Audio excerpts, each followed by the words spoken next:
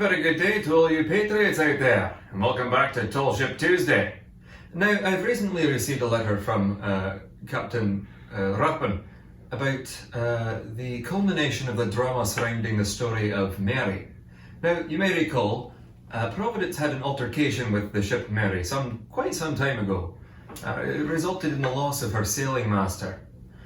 Now, they did not quite catch her at that point. We did not take Mary prize at that particular day. But when Captains Ruthven and Trevette heard sometime later, quite recently, that Mary was out at harbour, was unprotected in the Bahamas and ripe for the taking, they of course did go back and they captured her prize quite successfully. Now, unfortunately, that is sort of where the end of the celebration comes. And I pick up with the letter here. Captain Ruthven appointed Captain Trevette prize master for Mary in recognition of his spectacular efforts and valour in capturing Mary. It was quite largely due to his own efforts. Now, that is a great honour and a tremendous gift, as the prize master oversees the sale of the prize and all its goods and receives 10% of the proceeds in recompense. Now, Mary mounted 16 guns. And her captain did have a commission from the Royal Navy, so it stands to reason that Mary would be counted as a warship. Now, the thing about that is when you capture a warship, all of the proceeds are given to the captain and the crew, whereas with a merchant ship or a cargo ship, the proceeds would be split, and about half of that would be sent back to the Continental Congress in Philadelphia. Now, Captain Trevette's 10% would have been a much larger share of the deal. Quite handsome indeed.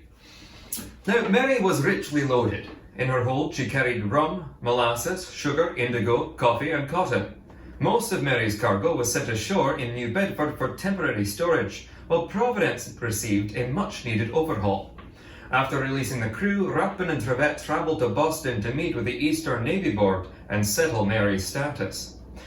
And this is where the story goes awry. The board ruled that Mary was a merchant ship and ordered her cargo handed over to the Continental agent. Now, Captain Trevette refused to comply and made an appeal to the Marine Committee of Congress. Alas, after some time, during which the crew had not been paid, of course, the Marine Committee upheld the Naval Board's ruling. This is where things go from bad to worse. Captain Ruthven and his men were disappointed, but accepted the decision. Captain Trevette did not, and refused to release either ship or cargo, which meant that no proceeds were immediately forthcoming. Captain Ruthven was much dismayed. Then, because of the refusal to distribute the shares, 15 of Ruthven's men left him, which made Ruthven very bitter indeed, good men being scarce.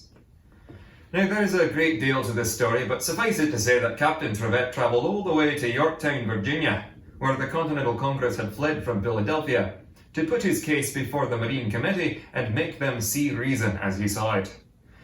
While he was away, however, the decision was made for him. In September, a British firing party burned the waterfront at Bedford, including the warehouse where the goods were stored, and the ship Mary herself. All was lost. And so, I do ask you, how far is an appropriate amount of a ways to go in following a cause that you believe is just and right? When is the damage inflicted too high to proceed? Now, these are some of the questions that a good leader must ask. But had Trevette accepted the original ruling, or even an affirmation, he and his men would have received quite the payout.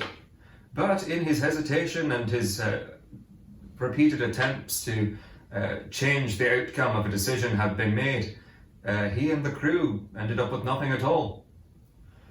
Well, these unfortunate situations do happen from time to time, and I do thank you very much for joining me. That there is the end of the letter and the end of the story here today. But I do hope to see you again next time. Thank you very much for coming.